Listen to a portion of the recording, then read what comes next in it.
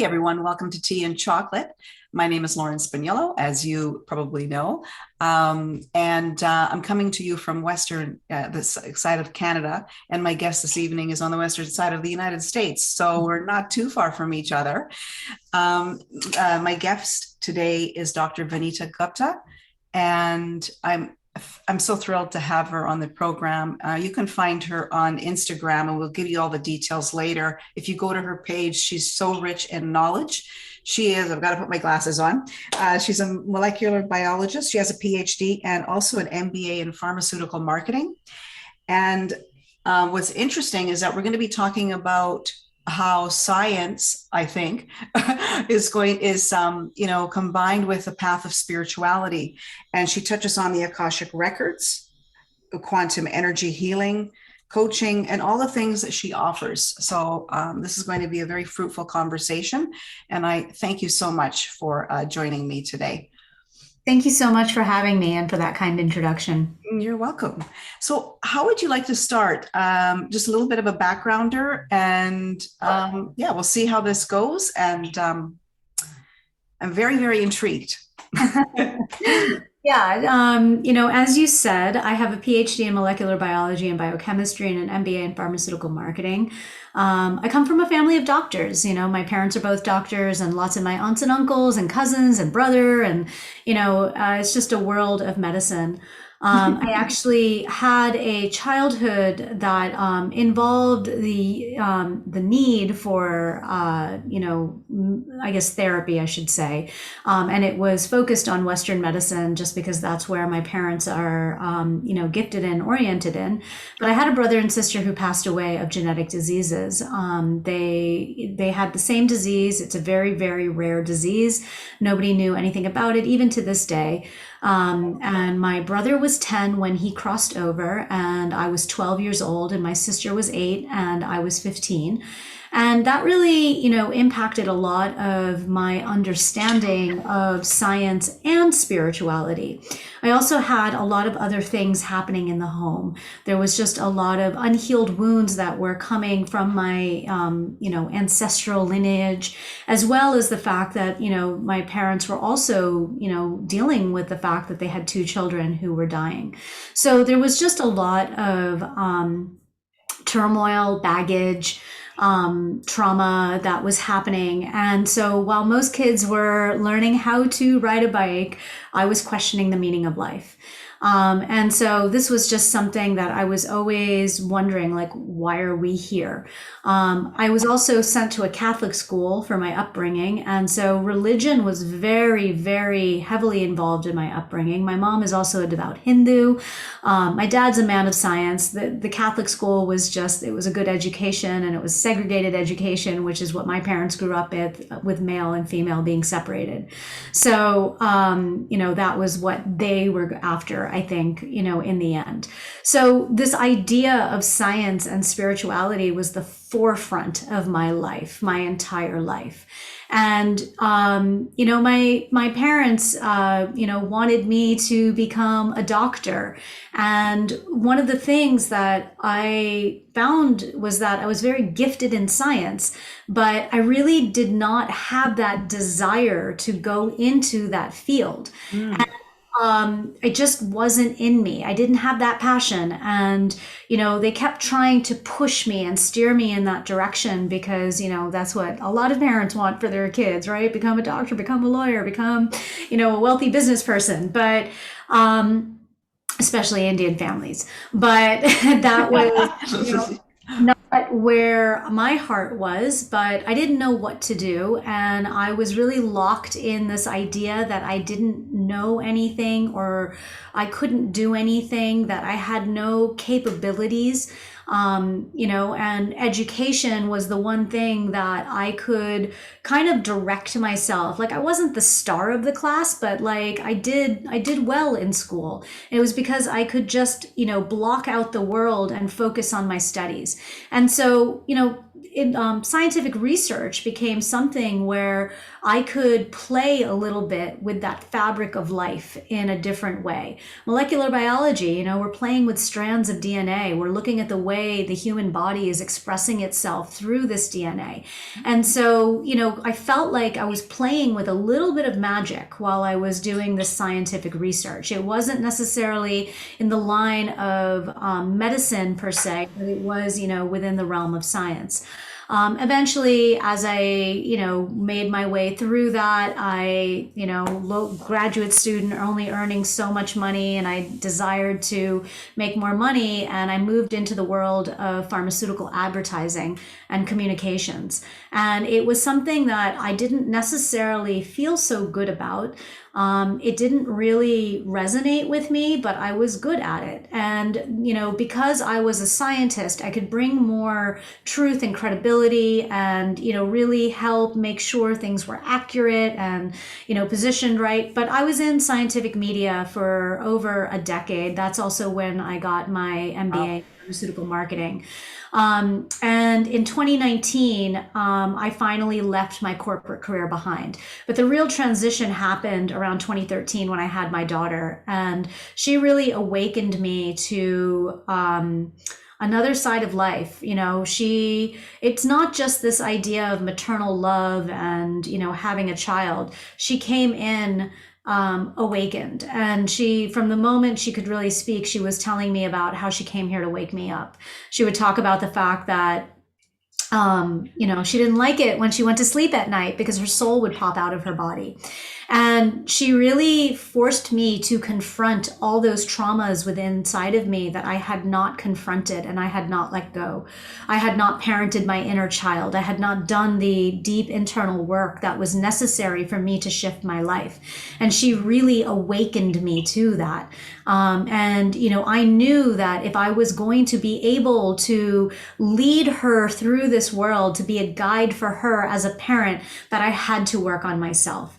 And so from 2013, I would say I really started waking up to that. She helped me remember who I was, is what I should say. And so it was about, 2015, 2016 that I really started to try to shake up my life, make different choices, do different things. And I found myself kind of getting sucked back into the matrix, kind of getting sucked back into this world of pharmaceutical communications, scientific communications. It wasn't just pharma, it was hospital systems and biotech and, a lot of the companies that you hear about today. And it was just, I was addicted to the money. I was addicted to this way of living. I didn't think anything else was possible. And slowly, as I began my deprogramming, eventually, I started to understand I just have to take a leap of faith and I have to quit and I just have to do it. And so in 2019, I left it behind. I didn't know what I was going to do. I didn't believe I had any gifts. I didn't believe I was capable of anything.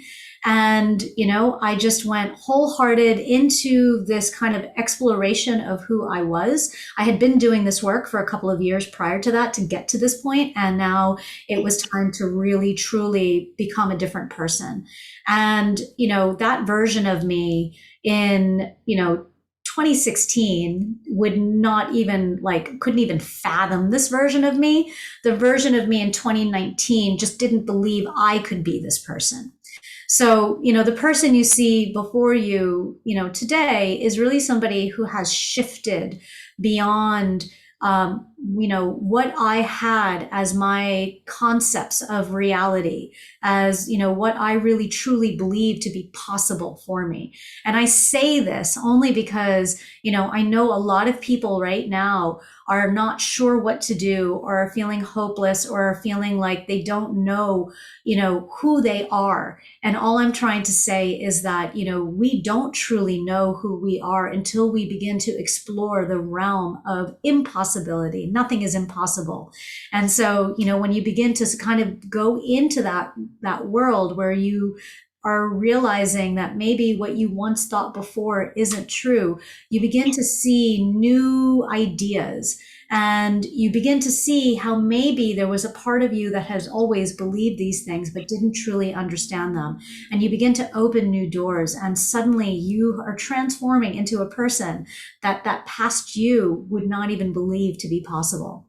I can tell you that, I had a lot of depression and anxiety, a lot of, I was suicidal. There was so much in my life.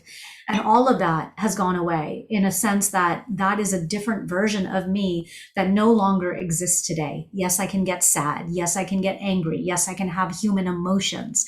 We're here to experience a range of emotions, but I no longer go down those dark spirals that I used to go through. I know I can get out of them in a way that I wasn't even a possibility before. Okay, fantastic. I wanted to touch on some of the things you said, because it sounded like in early childhood you were dealing with a lot and asking those, hard questions about who we are, why we're here. But I wondered how what was your sort of experience at the time that you can actually feel and remember as a child what death was very early on? Yeah.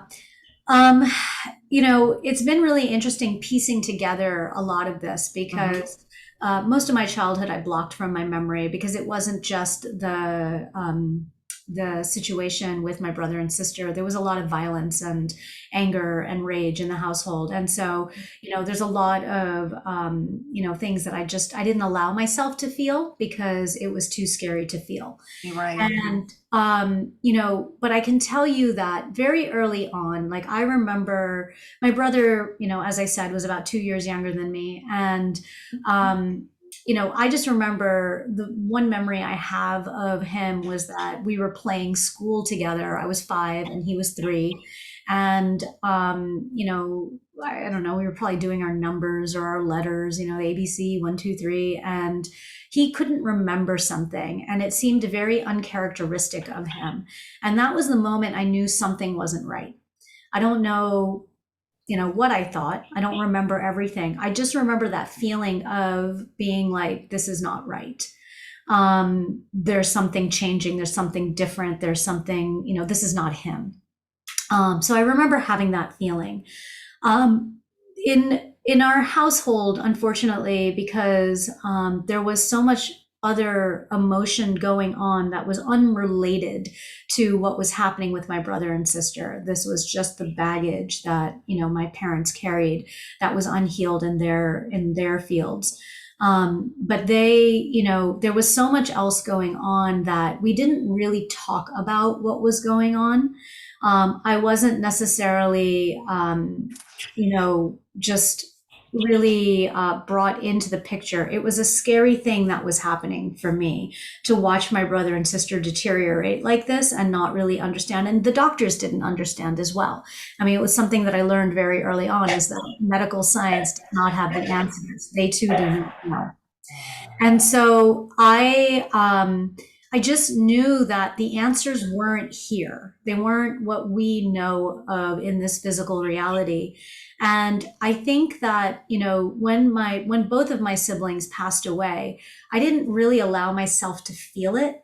I didn't allow myself to experience it. I kind of compartmentalized it and shoved it away, like I did most of my life with them. But I do remember that, they were cremated, but there was a wake, with an open casket. And I remember looking each time when I looked at my brother and I looked at my sister, and I said, that's not them. That physical body is not them. There was something that had been lost. And when I looked at that physical body, it just didn't look like them. It just didn't look anything like them at all. And that was their physical body. Like that was the last time, I'd seen them, 3 days earlier. But it was my first real true grasp of the fact that our physical bodies are not who we are. So that was my first experience with death. But I had some previous experiences. I'd lost some grandparents prior to that. And then I had dealt with death a lot. In my early childhood, I lost a lot of family members. I even lost some friends before like the age of 17. And, it's more significant Wow. than most. And so this was something that was very prominent in my life at that point. And it really taught me a lot about the impermeability of life, and what's been interesting is understanding that back then I was closed to this all, but now I'm, because I've been open over the last few years. The last 3 years, I've had the closest relationship to my brother and sister that I have ever had in my life. I would say maybe the past 5 years, and it's because I have learned how we are just energetic beings passing through different physical vessels. And, I know some people don't believe in reincarnation and different ways of looking at it. This is my belief system. And this is where, I have experienced it firsthand in my life. Mm-hmm. And, being able to really receive that guidance and have my brother and sister be teachers and siblings for me that I never had in life with them. I have 2 other siblings that, that's a different story. But, I have this idea of, what does it mean to be able to have that relationship, this continuity of life? If we have, a child, we watch them, and our relationship with them as an infant is very different from them as a toddler to their early years, teenager, 20s, 30s, 40s, 50s, etc. We keep changing who we are, and they keep changing who they are, and we keep reforming these relationships based on where they are. Well, we can continue to do this into the afterlife. We can continue this idea of what that relationship is and form this new relationship with them. And so, it took me time. I had to deal with a lot of unhealed wounds in order to recognize this. And, I was able to, and I'm still able to call on my brother and sister. Now I'm going to take it really out there. I'm going to go out there a little bit right now. So I started to feel like my brother had left me. Like I hadn't felt him in a long time. My sister is very much with my daughter. I feel that very strongly. But, when she left, she just went to my daughter. But she didn't leave me, but it was just being there all the time. My brother, I couldn't feel his presence anymore. And I was like, where's he gone? What's going on? Is my work with him done? And what's happening? And then one day in a very dreamlike state, kind of like an altered consciousness, I was able to connect with him. It was through a meditation, and I was able to connect with him. And when we're in these altered states, meditation, plant medicine, Reiki, breath work, whatever, there's lots of different ways we can get into these altered states, dream states. We are in a different vibratory energy. And when we do that, we can access, other vibratory realms. When we're in low density energy, we can't access high vibratory energy. And so what had happened is, by raising myself through this meditation into this altered state, I was in a higher vibration, and I was able to connect with him. And what he told me was that he had just changed form. He had just changed form, and he had moved into a new vibratory state. And that's why I wasn't recognizing him all the time. And that's why I wasn't feeling him all the time. And it would take me raising my vibration to be able to feel him more often again. So it was a very interesting experience to, really feel that, as I said, we continue to change who we are in our relationship to these other people in our lives, whether they be here on this plane of existence or beyond. And even in that dimension, it can change as well. And so we're constantly evolving and changing. Mm. Thank you for sharing that. Is it difficult to let go because of those experiences? Do you mean just letting go of anything, or them? Yeah. So I will tell you, for the first 38 years of my life, 40 maybe even, yes, that was very much the case. I very much had this fear-based mentality and had to hold on to everything. Mm-hmm. Whether that was being more like a hoarder of memories and things, I would have to have all the things and I had to have them with me all the time, to even really having the worst case scenario in my head of the people in my life and fearing losing them. And so I was very fearful of developing relationships with people because I was scared of them going away. And, I would definitely feel that loss. We all have friends that we're no longer friends with anymore. And, for me, that kind of loss was a lot more difficult for me to deal with. And I think it's because I hadn't learned how to cope with the loss that I had experienced in early life. very much so for the first, like I said, 40 years of my life. I'm 45 now. And so I can tell you this idea of letting go has been, and not being so attached is something that has been evolving for me only in these last, like 5, maybe 7 years, but it's really been in these last 5 years. Right. Okay. When you were describing your career in the pharma world, um, I'd like to hear a little bit more about that, just from the perspective of um, I guess your beliefs, your values, because they, in one place they are needed. And yet I know that, you said that you were gifted in science. And I guess what's the question I really want to be asking here? Is there a place for it? Like, have they intervened too much? Are they overextending themselves into human existence? I guess the question is, I don't know. Yeah, Yeah. I know exactly. I think I understand what you're Yeah. asking. Yeah. So, I went into, this world of pharma actually as a non-believer in pharma. It's really interesting. One of the things that I said was that I would never work for pharma. And, because it was very lucrative, that's why I did it. And I used to say things like, I stir the Kool-Aid, I just don't drink it. But, I was drinking it. It's kind of hard not to drink the Kool-Aid when it's feeding and paying your bills.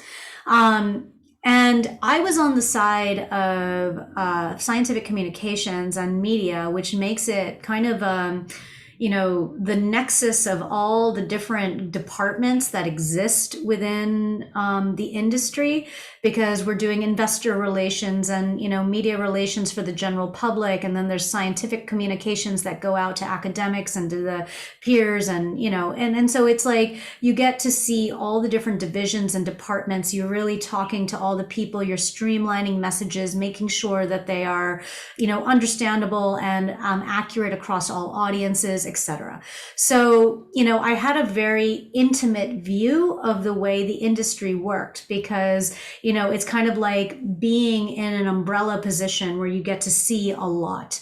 And I have to say that, I was somebody who, because, of the experience that I had, and because of also my degrees and training, what I was working for in the end was a lot of people dealing with terminal diseases, and also with, children who, had these kind of very rare genetic conditions of different kinds, and so I was dealing with things that really felt like, I was feeling like I'm doing good in the world. These are people that are asking for solutions. And, here I am, being an advocate for them and, in all fronts. But really what I'm doing is I'm being that representation for pharma and really helping kind of seed a need for these different things that they're developing. There's a little bit of both.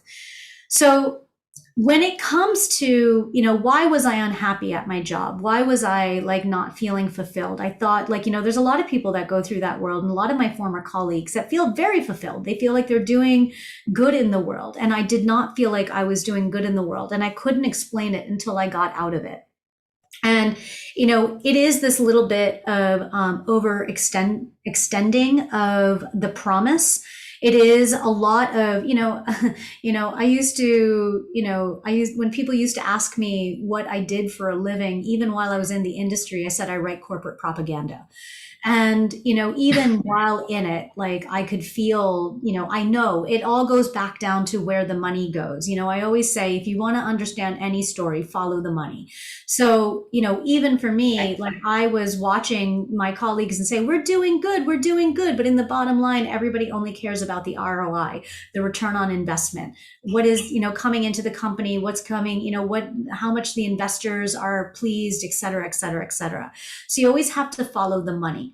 And, as much as we were doing good, it was hard to ignore the various things that were happening with healthcare, with this, with that, and all these different facets when you're looking. And I'm like, if it was really about doing good, there's different ways about going about this. And so it was hard for me to just ignore and compartmentalize and say, this is all for the benefit. Now, since coming out of it, and for me, I was also somebody who didn't really take that many pharmaceuticals, although I did used to manage my asthma and my allergies. I used to have lots of skin conditions and different things where I would medicate for that. Now, what's been really interesting in my own path is like coming out of it, suddenly awakening, and it was really rapid and sudden for me, in certain gifts that, are latent gifts in me. Like I know that I have been an energy healer and not just this lifetime. Like this is something that is happening through me. And, it was just there to be activated when it was ready, when I was ready to step into that. And what I now understand is, this balance between, our energetic and our physical existence. So we are 99.9% energy.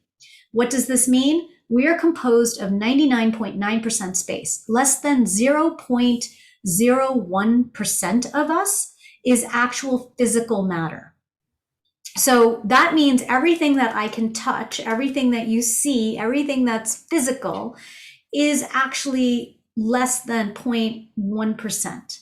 So, if you were to take all 7 to 8 billion humans in this world and remove all the space and condense all that physical matter, it would condense into one small sugar cube.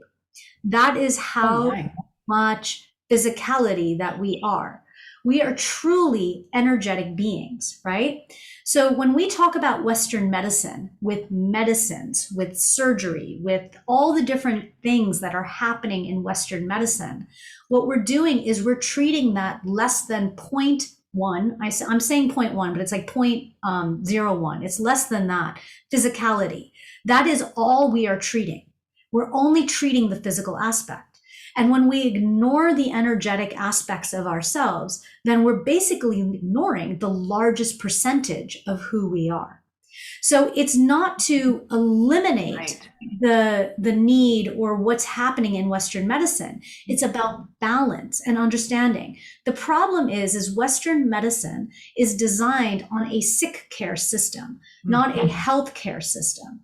And by being a sick care system, doctors are educated and programmed to focus on what is going wrong and how to fix a problem that is incorrect versus on how to maintain a healthy life. Now, why do I say that? Well, I know lots of people who've gone to medical school. Some of them are in my family. Lots of them are friends, and I have asked lots and lots and lots of questions. I have also, when I did my graduate training, I was a tutor to doctors because it was a, PhD, and there was a medical school associated with it. So, I had exposure to what they were learning. And, things, the basic building blocks of life that, we rely on, food, air, water, these are things that are just not included in medical training. Doctors get, maybe a class on nutrition and it's not considered valuable. Guidelines by the FDA are being set by who is the biggest lobby. If we look, I can speak from the American perspective, but this is, I know that the American perspective does have an influence worldwide. But, the lobbies, when they're, why do we suddenly see like a rise in meat consumption? Or why did we back in the day have a rise in dairy and a rise in wheat? And it had to do with the lobbies. Who's paying in order to get that on the food pyramid to make this a staple of the diet and go on? It's never been based on science. It has been based on other things. Now, today, we know that pharmaceutical companies actually pay these medical schools for the education that these doctors are getting. They're being paid, they're being trained on how to treat. Now, it's a hard thing for, when I talk to different doctors, some will see this and, acknowledge it right away. Others are like, no, but we get to choose what we want to do and how we do it. And I get to choose what drug. Nobody is telling me what drug to use. And I'm like, but that's the point. You're still talking about what drug to use. You're not talking about let's look at how to de-stress your life. Let's look at, what's going on in your, in your daily life. Let's look at how you're eating. How much exercise are you getting? What does your home look like? And this is not in a sense of being intrusive on somebody, but this is in a sense of how can we support you so that you can help, maintain the goodness in your life, and then also help if you are taking these kind of medications, help them work. Now, I'm going to tell you, I'm somebody who's dealt with allergies and asthma my entire life. And it's been, at times debilitating. And at times it's just been my background, and I don't even realize that I have this problem until I take my inhaler. And then I'm like, wow, this is what clear breathing is like. And, when I made this transition in my life, I got to really double down on things like my diet and my stress and all those basic, foundations of life, because I no longer was running to meetings and, taking, flights to wherever to have a meeting and turn around 24 hours, be back home. I was no longer hurting myself in that way. And in doing so, by just focusing on my diet and nutrition, which is, something that I coach on along with the energetics, because I always play with all of these different things. I haven't used my inhalers in 3 years. Wow. And, this is something, well, I guess it's been less than 3 years because I started this journey about 3 years. I haven't used them in about 2 years. The only time that I have them as a backups in case I ever need them. Yeah. But the time that I needed my inhaler was when LA had its fires and there was smoke everywhere, and we have a pet bunny and I'm allergic to animals. And I mixed those two together, and that was a little bit too much for my system to handle. But that's exactly what we should be using Western medicine for, which is acute care. This idea of there is a problem, we can treat something acutely. Things need to be excised, bones need to be repaired. But when we get into this idea of chronic long-term treatment, this is the improper use of Western medicine. When we talk about conditions like diabetes and heart disease and allergies and asthma and gut issues, and we should be looking at a more holistic picture of what's going on in life. Autoimmune diseases, these are on the rise right now. Are they? And, we have more drugs than ever. But why? You would think it would be the other way around. Yeah. So you think that, if you look at it, we have more drugs, more research, more knowledge than ever before, and we are getting sicker and sicker and sicker as a population. In the United States? In the world, but in the United States, especially in the United States. But, that's astonishing.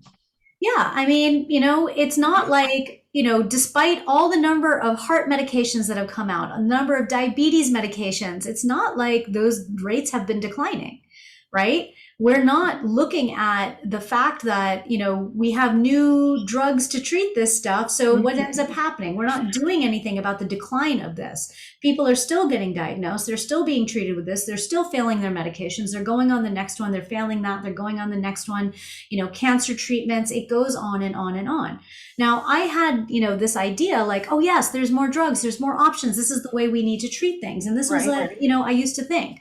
And then I had this thought, I think it was last year, I used to have this narrative in my head of, my brother and sister relied on pharma. Pharma couldn't help my brother and sister. The medical system couldn't help them, but in the sense of with their actual disease, but it did allow them to have a life that was a lot less painful because there was a lot of things that, could reduce their pain and potentially help them live, a little bit longer. The average age for that disease is about 10 years old. My sister ended up passing away of pneumonia. My brother ended up passing away of you never end up passing away of the disease. It's usually a complication of the disease. And, pharma helped them in that sense of, giving them lives that were maybe a little bit more extended, but they were a lot less painful. And I had this thought last year, well, what if my parents had combined, energetic medicine with their Western medicine? What could have happened? We will never know. And this is not faulting my parents. This is not saying that they did anything wrong. This is just this idea of we don't know what the potentials are.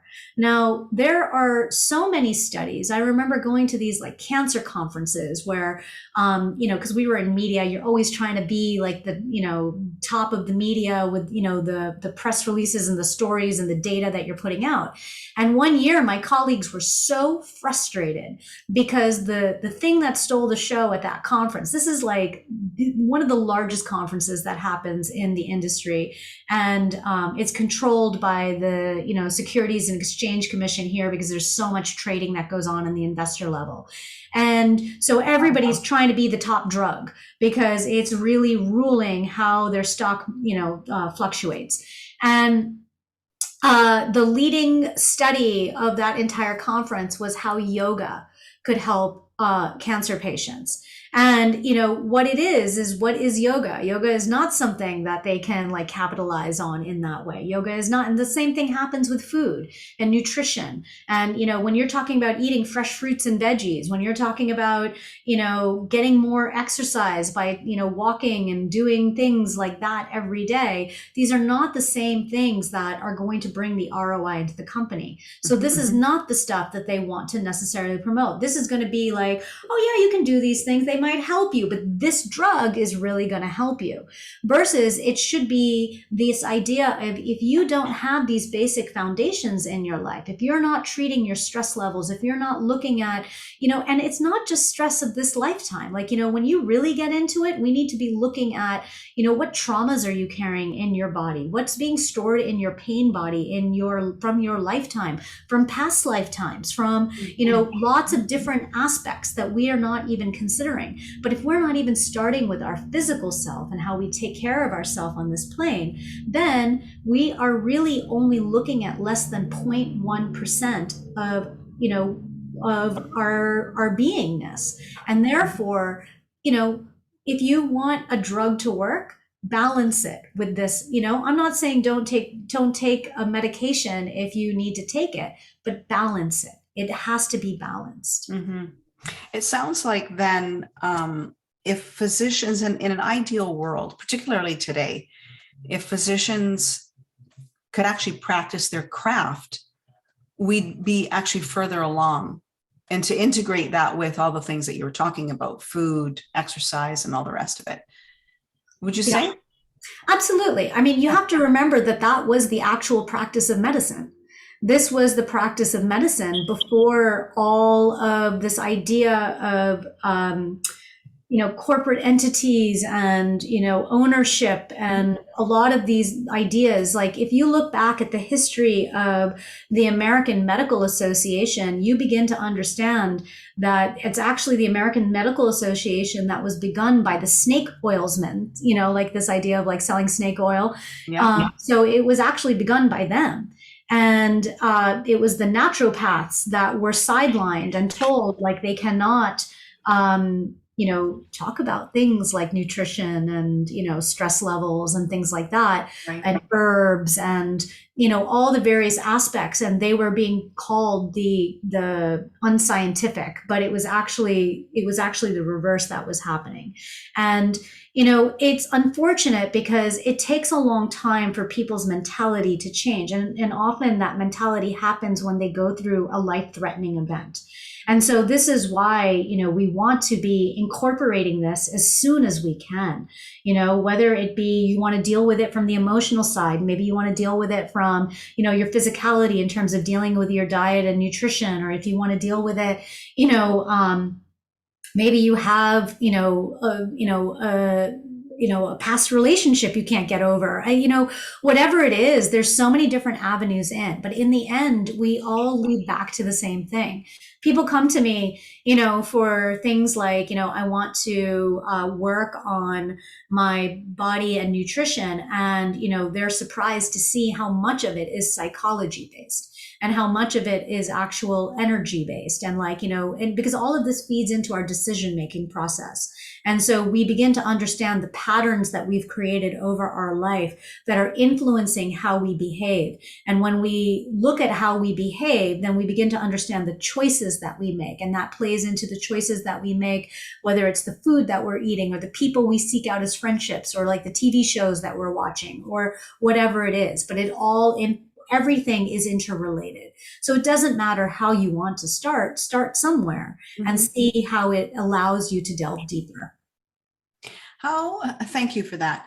How was the transition from, leaving pharma and then just segueing into this more holistic way of being in the world, and as well as all these things that you're offering? It's been an interesting journey for me. I think for me, it's been more of um, I think it's been more of a journey of not caring what other people think. Oh, yeah. Okay. Because I have had to get over that part of me because, in the beginning, when I had all these kind of awakening gifts and I started working with people on an energetic level, and, I actually found friction on both ends. Okay. So this is what's interesting. Just because there's a more, holistic side of life, a more spiritual side of life doesn't make a group of people better than another, right? Like Sure. people can have Yeah. the same issues. So people on the spiritual side of me, on the spiritual side of my life that like dealt in the energy were like, you're just too technical and scientific and like you need to get more, woo woo or whatever, and then you need to get more into the feeling. And I understand because everything is based on feeling, but they just said that there was no place for the science. And then, the science people's, just thought like this is just, unscientific, which is, not true. I always use the example of something like DNA, right? Like DNA was first like hypothesized in about the 1800s and the 1950s. It was actually shown, and nobody questions that DNA exists. Did DNA exist before that? Yeah, it existed before that. We just didn't know, right? And so it's this idea of just because we don't have tools to measure something, just because we don't understand something, doesn't mean it doesn't exist. And so it's the science that science is about magic. Yesterday's magic is today's science. Today's magic is tomorrow's science, right? And so science has always been in this realm of exploration and understanding. Like a scientific question is an investigation into understanding life a little better. And in order to understand it, sometimes you have to create parameters in order to do so, because it's impossible to study everything at once. And so it just creates these ideas of like, oh, okay, now I understand this, and now I form a new question. Well, what's been happened is science has been corporatized, and it's been this idea of like how we get funding for scientific research, and how money can come back into the company, whether it's an institution or a company, and like again, follow the money. And because questions are open-ended and investigation and this idea of like continually understanding is an open-ended aspect, it's not something that can be definitive and monetized in the same way. I mean, you can look at the narratives of today, right? You can see how these narratives have changed over time. In the beginning, it was like, this is definite, and this is going to have this and this effect, and this is exactly what's going to happen. And then, that effect didn't happen. And it's like, okay, well, now this is what we know. And it keeps changing. That narrative keeps changing, because as long as you can streamline and simplify it, people can then latch onto it in a certain way. And that's the corporatization of science. And that's not true science.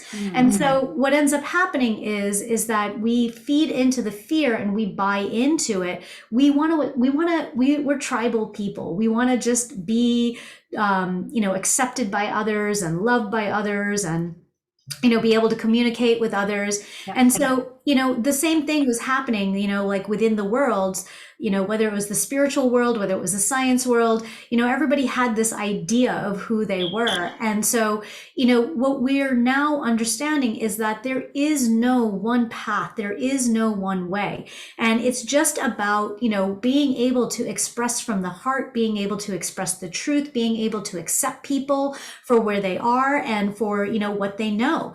And there's no judgment in that. So for me, it was me getting out of my own way to be able to express my truth, because I was so scared of offending anybody that I didn't want to express my truth, because, one side was saying I'm too technical and the other side is saying I'm not technical enough. And so I ended up walking this middle line. And so it was me really learning to step into myself rather than into anything that I was trying to fulfill for anybody else. It was me learning to be me. And as soon as I did so, it was just not caring what other people thought. If people were offended by what I had to say, then they didn't have to listen to me. I mean, we can turn the channel, right? Like there's so much that we can be paying attention to.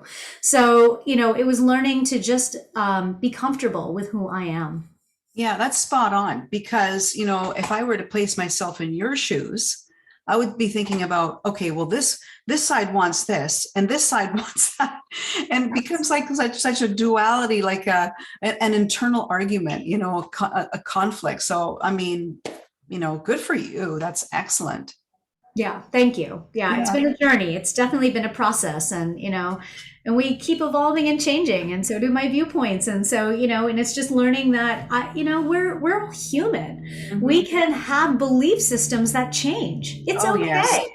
It's absolutely okay. And I think that unfortunately, we live in a world where, if you said something in the past, the media is going to bring it up to have it haunt you in the present and, discredit you. But that's just not true, because we are a product of our environments. Yeah. We're a product of, who's around us, and we can have shifting opinions as we grow and evolve.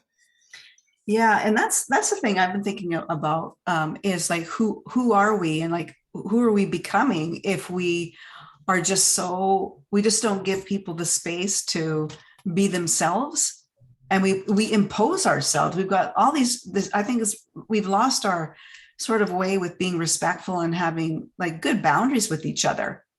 And I think, Absolutely. yeah, and I think that what's going on right now, it's hard to do that because we've been put into these situations, and they're hard to navigate right now. Yeah. So I'm keeping my fingers crossed. Well, I think it's up to us, right? Like we can't Yeah. expect anybody else to change, right? Nobody's going to change to, meet our needs, or to, even just, just to have this idea of the world that we want, because there's this idea of, what peace and harmony is for everybody, and everybody's idea is very different. And True. I think what it is just that we have to come to a point where we can learn how to have a conversation without having an opinion, right? This idea of being able to converse with somebody, to hear what they have to say and understand that that's point of view, and you don't have to agree with it or disagree with it. Yeah. It doesn't really matter. This is somebody's point of view. This is somebody's experience.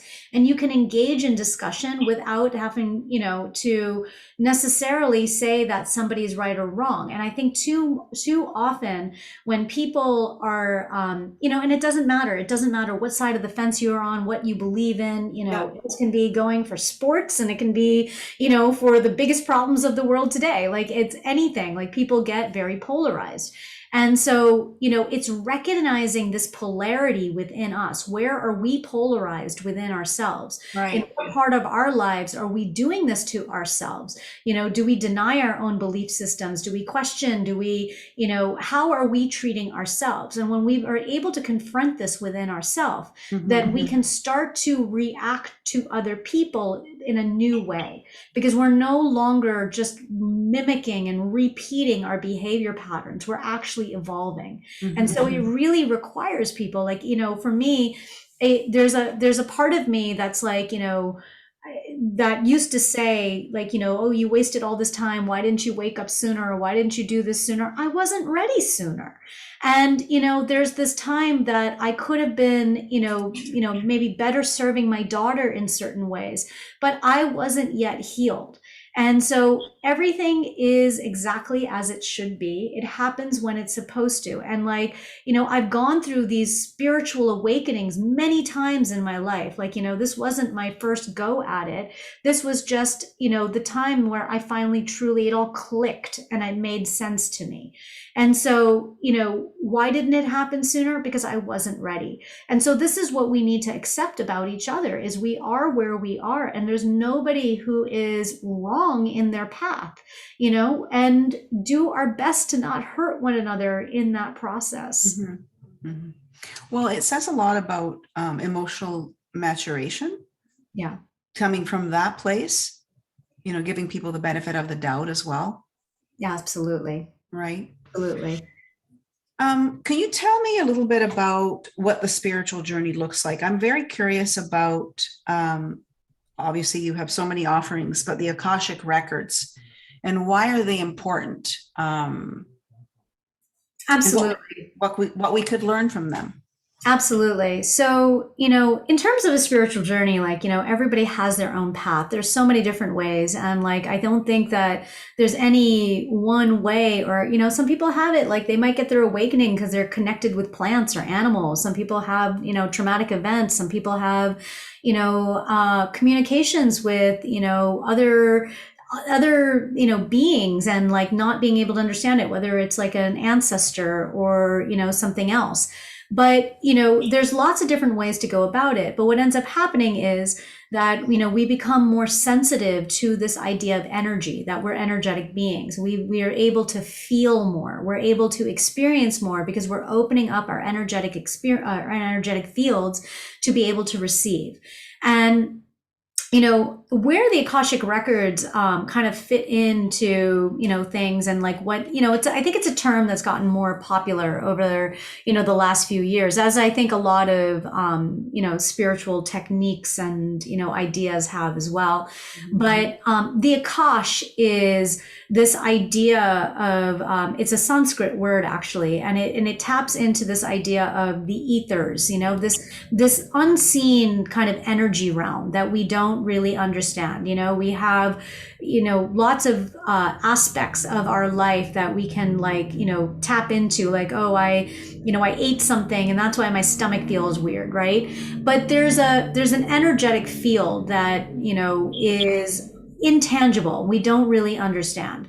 And so what ends up happening is that we go about our life doing our things and we're like, I got into that car accident because, I wasn't paying attention and, something happened and like, the person stopped short in front of me and then I got into a car accident. And then you're like, but, I got into a car accident and then like the next week, like my bike was stolen and then like, all these obstacles and like that keep coming and you're like, what's going on? And it's because sometimes, and it's not all the time, but like sometimes these are things that these are lessons, these are communications that are being, presented to us. There's messages and everything that's happening within our life. Mm-hmm. And so it becomes this question of what's going on? What am I like trying to learn here? What am I trying to figure out? Well, the Akashic Records are as the word records, suggests, it's kind of like this library or this like, storage vault of all of the, experiences of our soul's journey. So as I mentioned earlier, our soul is on this, extended journey of this, extended existence. And we are, a blip within that, soul's journey. Our physical existence in this lifetime is just one of his experiences. And this idea that, we choose to incarnate here on earth for a reason. Like it's not just our life purpose, this idea of everybody searching for their purpose, but this idea that we're here to experience certain things. Like I know part of my soul journey within this lifetime was to really learn how to open up my heart, how to have all this trauma and all this idea of feeling and to be scared of feeling so much, how to break through that and really truly open up my heart, and how to have compassion and empathy and, all these different emotions that were very much locked up inside of me. Um, and so, what ends up happening is we create these experiences in our life that help us to understand and to really go through. But then, there are sometimes we just want to understand better, like what's happening in our life. And so what we do is you can go up into, I say up, it's not necessarily like up, but it's just this vibrational state. Yeah. It's this higher vibrational state. And, there are protocols for this, because this is not just like just tap into something. It's like you don't just walk into a library and take out a book and there's protocols to everything. Mm-hmm. And so you want to be respecting kind of like the energetic system that's happening. But the Akashic records are basically the records of your soul's journey. It stores every single experience that exists. Right. And so you can, better understand like why do you have certain characteristics, or why do these certain things are happening? Because what ends up happening is we carry imprints from our past experiences into our future experiences. So you can even apply this within our single lifetime, right? So for example, let's say you got into a car accident. Well, that might make you more cautious when you are driving on the road, and it might make you feel like you have a reaction every time you pass the place that you had this accident. Mm-hmm. And this is something that might continue for the rest of your life. It's an imprint that has been left upon you because of this experience. And so there are sometimes things that we can't explain in our life that we don't understand. Like, why does this keep happening? Or why did I have this, this thing within me? Why was I experiencing this? Or why was I behaving in this way before? Mm-hmm. Mm-hmm. And so sometimes what it is that we can go into the records to better understand what this was. Where did this come from? Is this something that is, from these past lifetimes? Is this something that is associated with a karma? And when I say a karma, it's, unfortunately, this word has been very loosely used. And, it's this idea of like, every action has a reaction. And that's the very simplified way of saying it. But it's sometimes the fact that there are lessons to be learned. Maybe we behaved in a certain way. Maybe there was an experience that we had, and there was a lesson to be learned from it.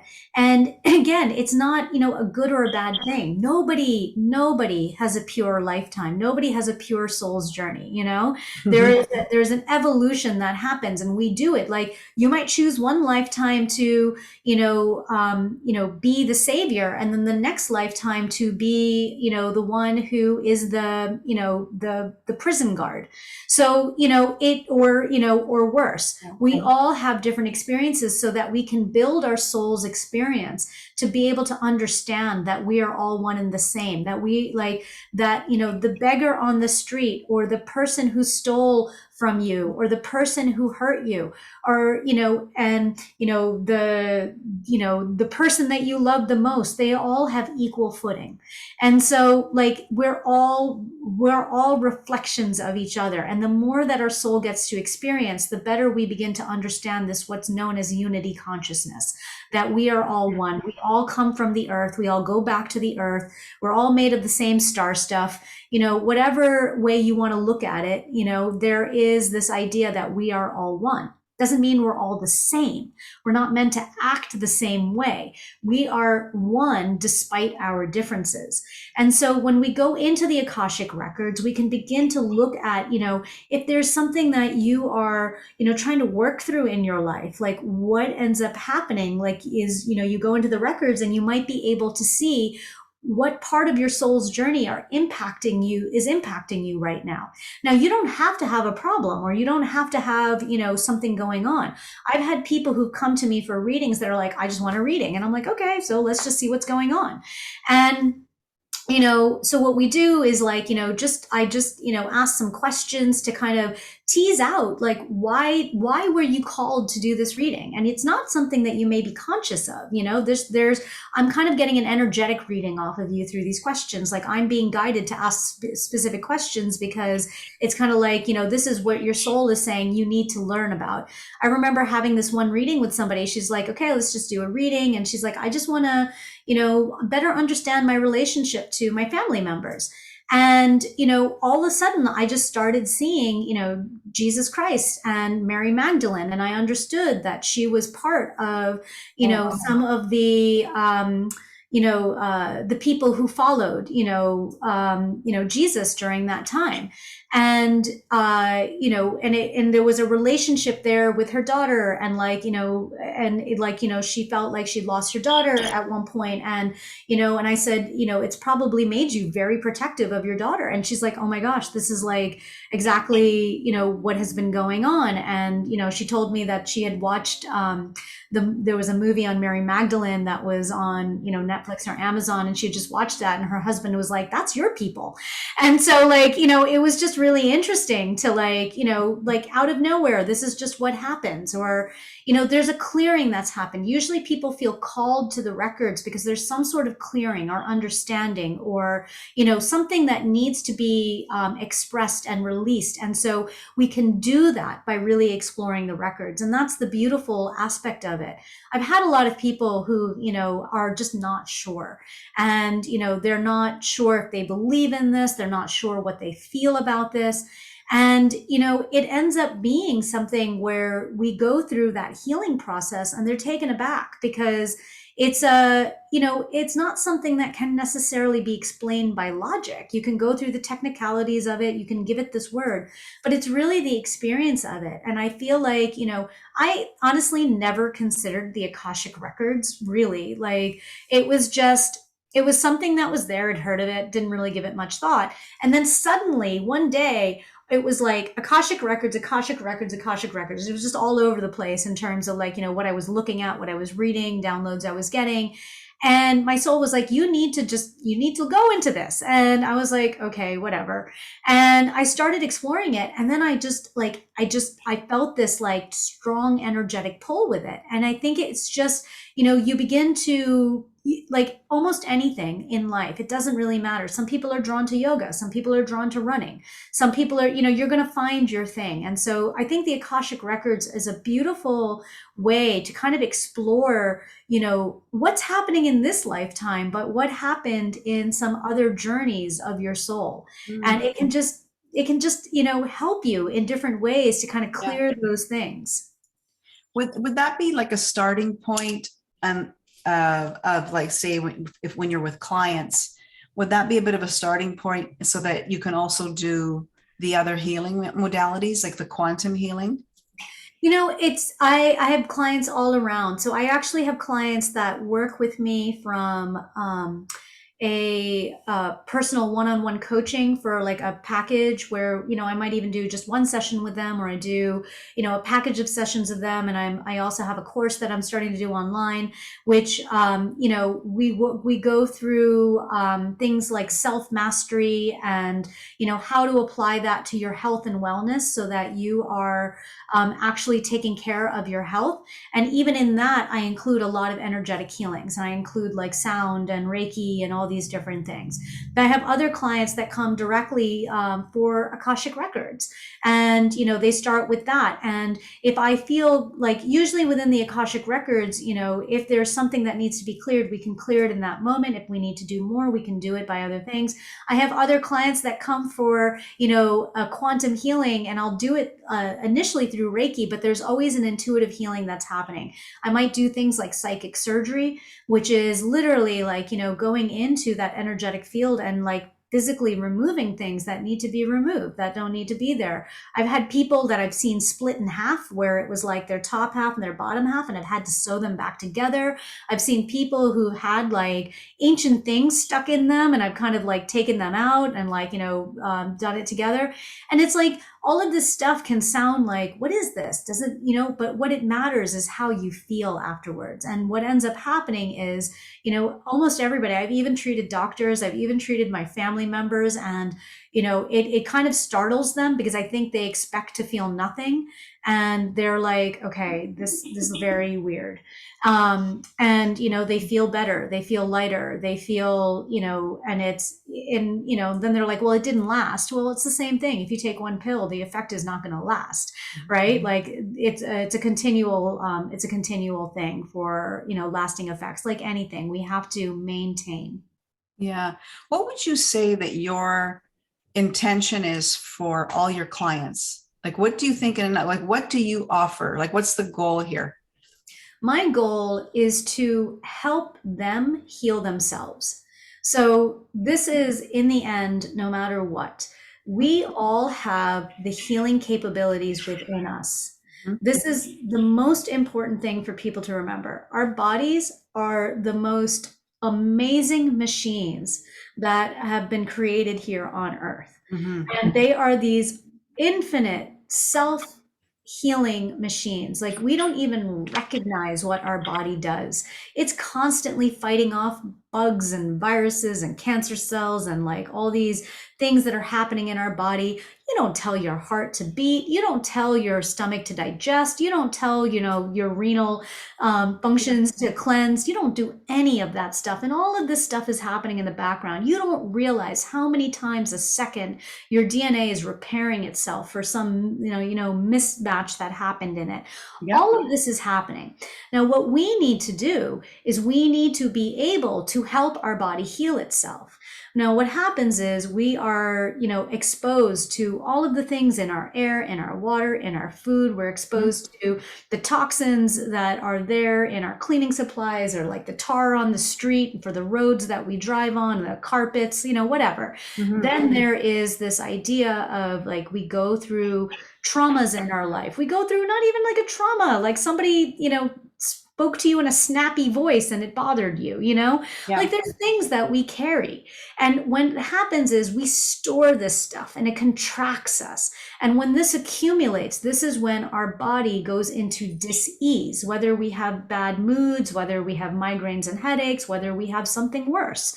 Like all of this stuff is a manifestation of what's happening in our energetic fields.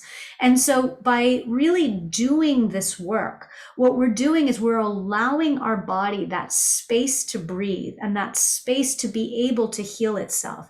If your body is in constant fighting mode, fight or flight, like if you are constantly exposing yourself to, negative energies. And when I say negative energies, like if like, let's say you, like for me, I grew up in a house where there was so much fighting going on, and like, constantly being exposed to that, that's creating this negative energy in me. Or if like, you're watching things that are going to really, get you angry and riled up and polarized, and, or you're eating food that you should not be eating maybe as often. We all go through those periods, right? And you just know, like, I shouldn't be doing that. All of this stuff is now preventing our body from doing its natural function, which is to heal. When we sleep at night, we should be going into the healing modality. Like, this is when we are in our deepest states of sleep. This is when we're in the different wavelengths, and what we want to be in is like a theta, and we want to go into these healing states. And instead, what happens is, if we've eaten late at night, if we've done certain things, if our body's fighting, it's constantly fighting, it's not repairing. So what happens is, in these kind of readings and in these healings, you're going into deep states of relaxation, which allow your body to heal. And it also helps you to remove anything from your energetic field that isn't serving you. So the idea is to help you heal yourself. I'm not somebody who's like, waving a magic wand and, therefore you're healed. Yeah. You're actually doing the work. I'm just helping you get there. I'm the conduit to help you get there. Okay. God, there was a note on your Instagram page about things that were happening during COVID, but they were already there prior to COVID had arrived. And I think they were just, the regular things that happen to human beings. And I'm wondering what your point about that was. Do you recall that? I posted a lot. I know you. Yes, 658 pages. Yeah. Are you referring to something specific? I think what I got out of that, and I wish I had written it down, was that I know what it is. It's almost like we didn't have an awareness that these things existed. That's not, those aren't your words, those are mine. That was my understanding of what you were saying to us. or like when you were writing it and you were saying like, this was here already. Oh, right. Yeah. Yeah. That thing. I think that, this goes for most of life, right? We put our attention on what other people tell us to put our attention on. Mm. And so, there's so much that's happening all the time, but we're constantly distracted by what is getting the most share of voice. And this is what ends up happening, within, the spectrum of things. So let's use, COVID as an example. There were so many theories about, like, was this made in a lab? Was this, Right. something natural? Was this, was this that? Mm-hmm. What I think this was for a lot of people was an awakening to the fact that all these things are happening, and whether this was actually, and like I said, this, as you said, this is, prior to us knowing anything. What I was trying to say is that if you truly want to understand things, rather than putting somebody down for saying something that disagrees with you, pay attention to the fact that all of these things already exist. So, there's there are labs out there that are focused on, creating these, super bugs. And there are, people who are being, in charge of doing this with this idea of like preparation for what? Well, if you're creating the superbug, then we've created it, so I don't know what we're preparing for. And then there's the fact that we have deforestation of the rainforests. And then there's the release of viruses that come that way. And then there's so much that's happening in life that, there is, all of this stuff is not new. What is happening now is the awareness of it.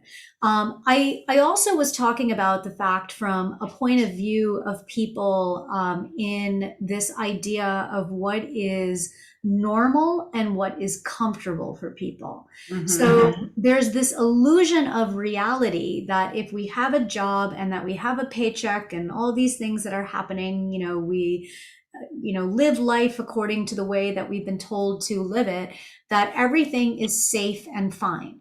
And we are fine and everything is okay.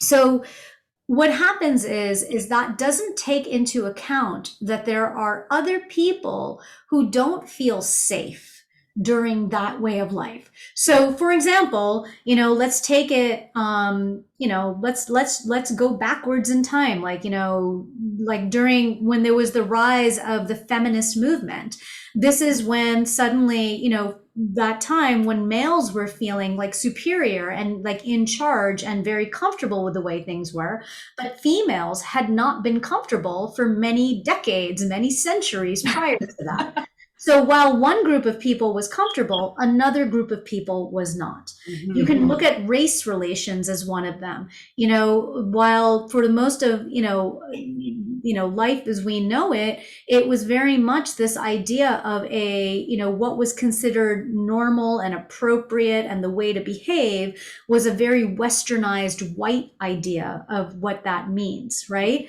But there are people of different cultures and backgrounds, and especially, the African American community that was really, unfortunately, put down during this. These are parents that had to talk to their sons to how to behave so they don't get shot. That's not normal, but that was a normal way of life for them. So what was normal for one group of people and comfortable for one group of people doesn't mean that it was normal and comfortable for everybody else.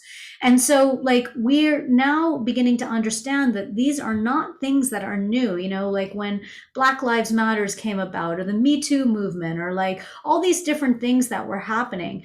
It's not like this was new. This was just suddenly this understanding that this has always existed. And what is, a lot of people have this idea of I want things to go back to normal.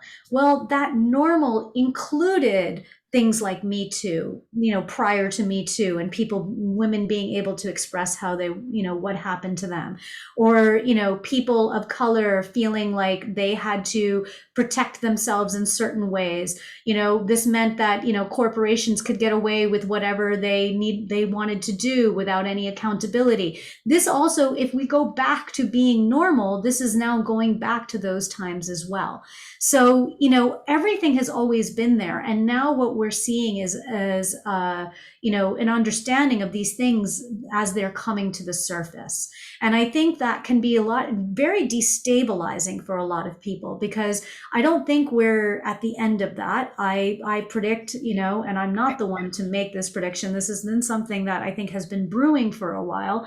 And there's a lot of people talking about it, but we're going to be exposed to so much more in this next year. And it's going to be destabilizing for people. God. But there's going to be that idea of like, well, what have we been ignoring? And it's not that we have to know about everything, but like we're allowing certain things to happen in a quote unquote normalized environment by just letting, our attention go to certain distractions and ignoring all the rest that is happening. There was a lot of voices that were being raised about, child sex trafficking, for example, last year.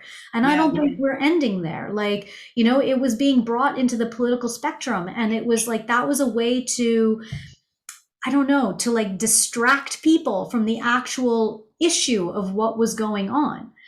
By bringing it into the political realm. The same thing happens with COVID. The same thing happens with, mandates and all that. They bring it into the political realm to keep people fighting and keep people arguing, but then nobody's looking at the truth because everybody wants to be on a side. It's like, you have a team that you play for and you bat for, and like, therefore that's the side that you're going to be on. That just keeps people fighting, but then nobody's really truly looking at the issue for what it is.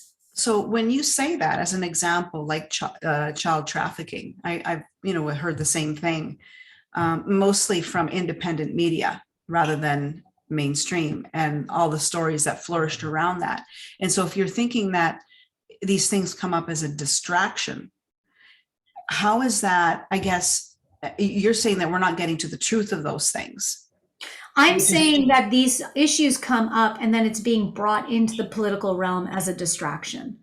I see. Okay, it's being made a mockery by like, bringing it into the political realm. Like people are focused right now of like, if they, let's just take like mask mandates for an example, because like this is, I think it's just a very like simple issue. Like you look at the United States of America, you got 50 states, and in it, there's only like a handful that have these mask mandates and the rest of it go free, right? And so, and then, because it's re-election season here in the States, suddenly these mandates are changing. Right? It has nothing to do with the science. It has nothing to do with anything. Yeah. It's a matter of who is in power and who they're trying to please. And then like that narrative is going to change based on who to accommodate. So it's a matter of like, you take an issue and you can either look at the issue for, the truth that's being presented, or you hear about it from this other, it's like, oh, this is, and everybody's happy. And that's all that people are talking about. Yeah. Oh, it's the Democrats that were doing it. Oh, it's the Republicans that are doing this. It doesn't really matter. It doesn't really matter. What should matter is like, is this helping? Is this not helping? What is this doing? How is this affecting people? What is happening, to people with it and without it? Let's look at the actual information. But instead it's like, no, I want this person in office because of this mandate. And I don't want this person in office because of this mandate. And that's all that people seem to talk about. And they think that they can just shift it by, just putting somebody else, but it just ends up being the same thing because everybody's answering to the same people in the end. It's not to the public. The only time the public matters is during the election. Right. And I think that's kind of the thing where I get I don't know, quite anxious about, particularly lately, if you know what's going on in Canada. And Yes. I keep going back to, well, who's like really running the show here?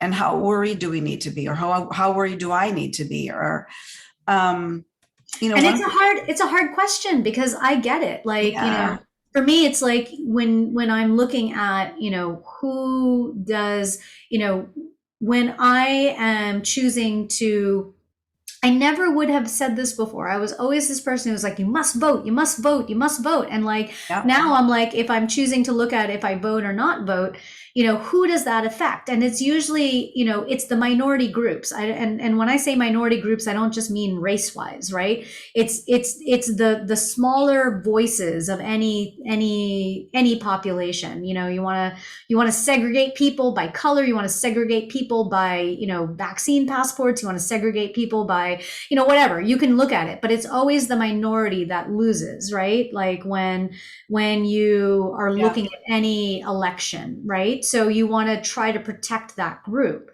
But the problem is now we're beginning to see the holes, yes, the yes, illusion of it all. mhm, If you really pay attention, it doesn't matter who's in office. What's going to happen is whoever is in charge, and on one layer and level, you can very simply say it's the corporations, the lobbyists, the industries that are in charge. They're still going to lobby the same people, right? Like they're going to lobby the same people. And I'll tell you here in the States that, I hear people are like, oh, well, we should have had Trump in office still because then we wouldn't have these mandates. Well, I don't necessarily know because I do know that he was also pro vaccine in the yeah, same way that Biden was. So, what does that say?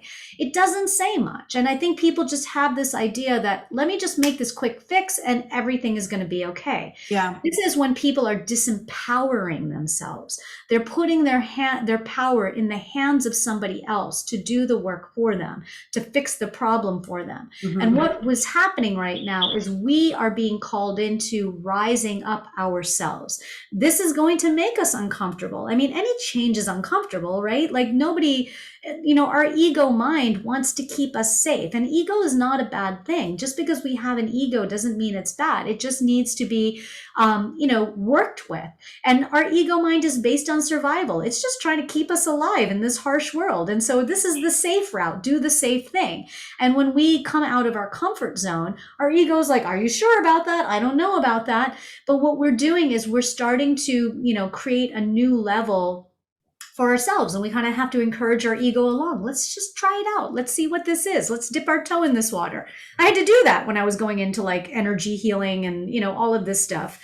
My ego was like, none of that works. What are you talking about? And I had to like just dip my toes in and suddenly see like, what does this like? How does this feel?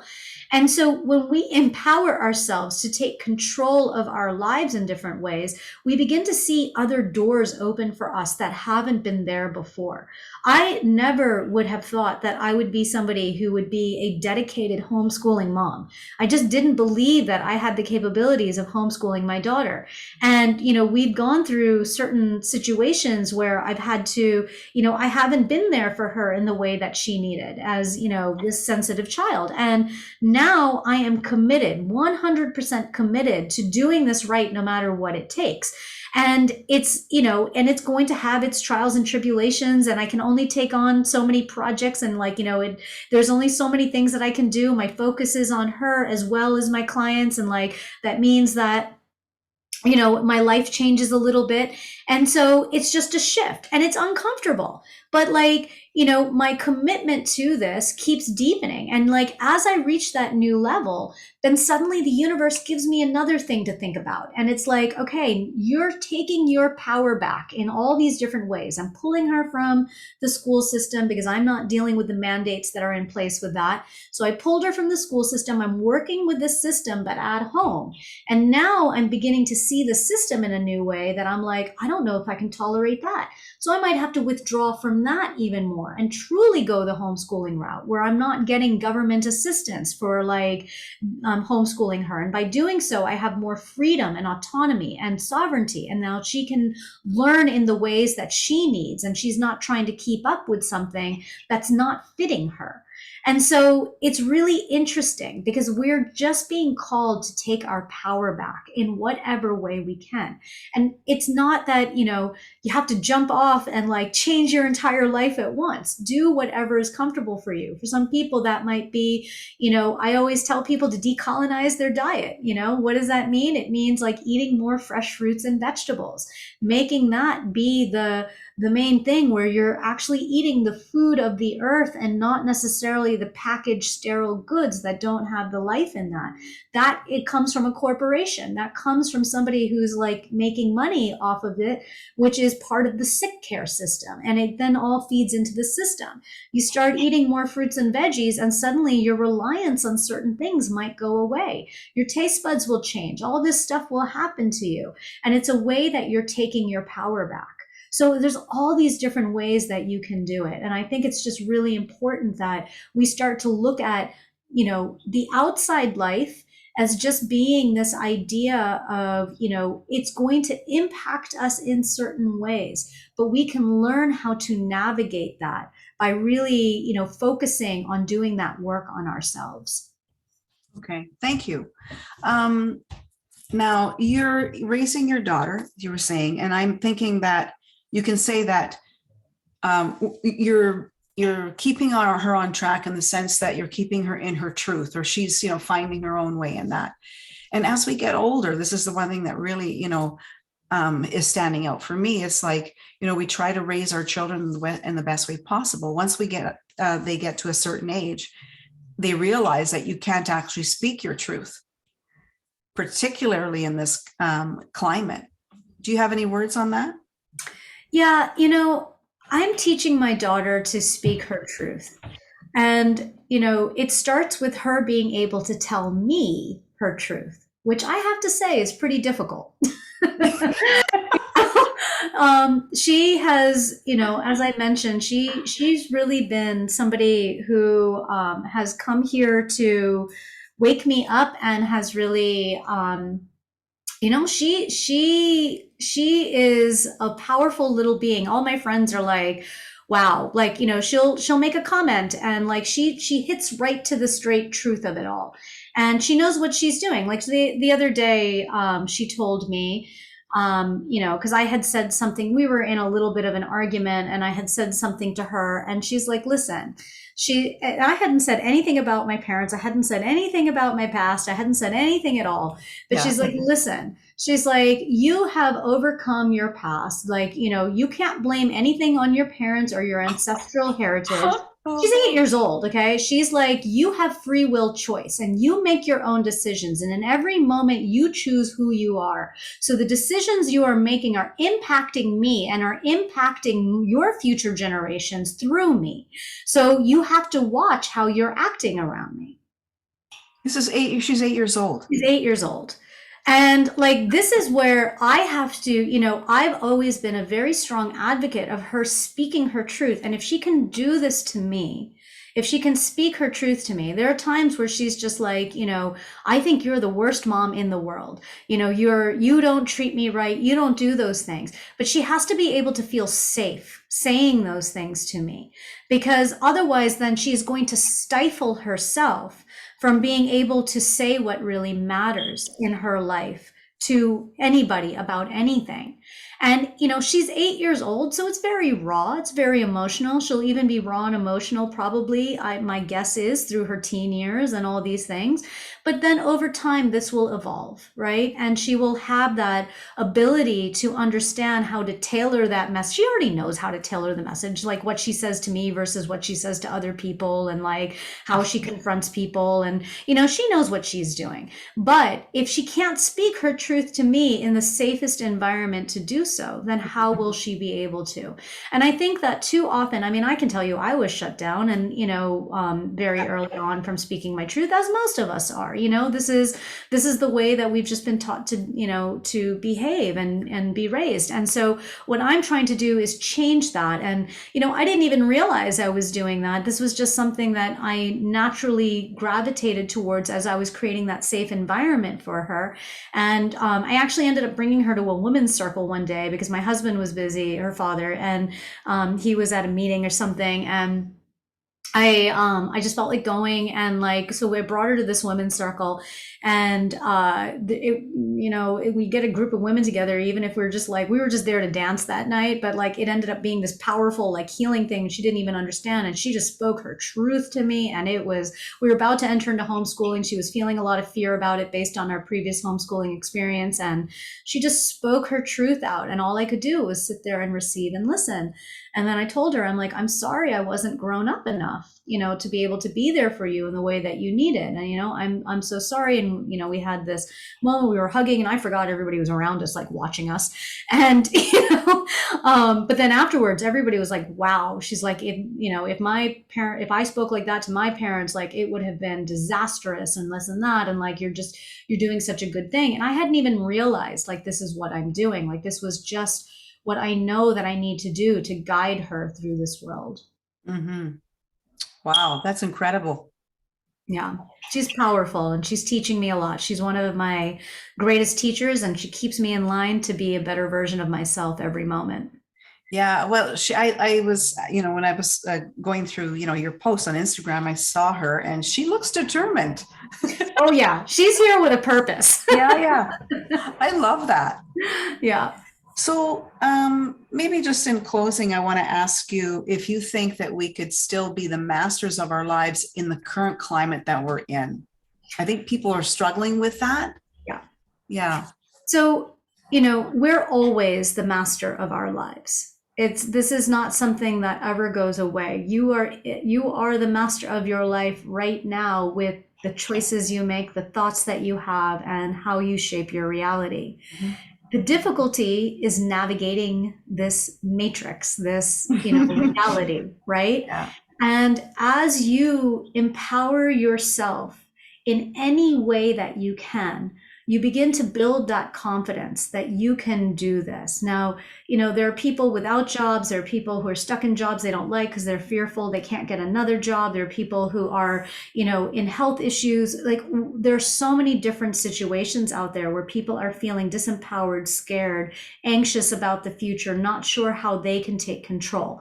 And, I suggest to people, find that one area of your life that you can take that control back, where you are not disempowering yourself in whatever way it is. You can start small. Maybe you start by starting your day every day by drinking a full glass of water. 8 to 16 ounces of water every day. And, you start to hydrate yourself more. And, then over time, you add more water into your routine every day. These little things, it sounds so little, but what ends up happening is that we're nourishing ourselves in the way that we need. And then that creates this empowerment within us that we can do something. Maybe you decide you're going to work out, 5 minutes a day, or maybe you sit down for meditation for 5 minutes a day. Maybe you take a walk, maybe whatever it is that you can stick to, whatever it is that you can create a discipline for yourself around, because that's when we start to get that sense of, because it's not control. It's discipline, right? Mm. When we feel like we can be disciplined about something within our life, then we are beginning to really understand that we are empowered to do what it is that we want to do. It's the small habits that are going to make the massive changes. So, think about it. If you were to, write, one sentence, let's say you're trying to write a book. And you're like, I don't have time to write this book. If you were to write one sentence every day, then suddenly, by the end of the year, you have a lot more written than if you were thinking oh, I don't know what I'm going to do. I don't have time to write. There's nothing that I can write about. But if you just create one small little shift and do it a little bit better, you're going to get better over time. But if you do nothing, then that's where you're going to be. You're going to be exactly where you were were before, right? So it's about making those small shifts, because then you begin to open up that possibility in your life. You begin to believe in yourself more. We often think that, to do the things that we want to do, we've got to like go gung ho and do the big thing. If I want to lose weight, I got to get on that diet plan. If I want to, get a new job, I've got to start looking the ads and looking everywhere. If I want to, it's not the big things. It's the little habits that you do. It's the little changes that you can maintain and you can really implement into your life that are going to create those long lasting results. We've been taught and programmed to look for quick results, but we really should be in things for the long game. And that's really where we're going to find that empowerment within us. Okay. Wow. Thank you so much. Oh, you're very welcome. I hope that was helpful. Oh my God.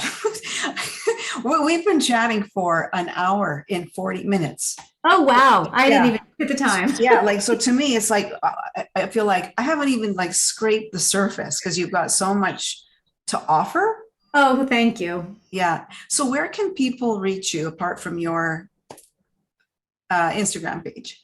Yeah, my Instagram handle has a link tree in there, which has a links to my website and the different offerings that are there. Some of these things are listed, some of them are not.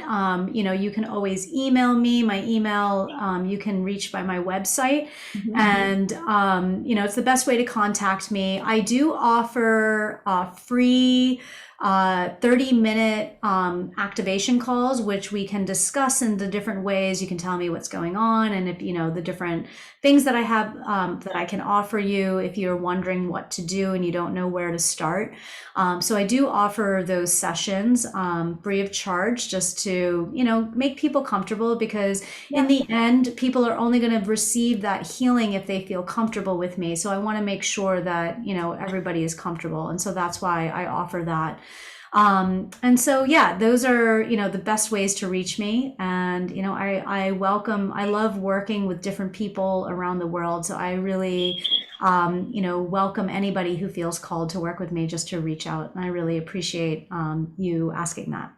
Yeah, no problem. It's my pleasure. Well, thanks so much. And it was so great to meet you. Thank you. Thank you. Thank you so much. Yeah, take care. All the best to you and your family. Thank you. All right, everyone. Thank you. All right, everyone. Thanks for joining me again for Tea and Chocolate, and we'll see you next time. I'll be posting all the details of the program tonight, and take care of yourselves. Bye for now.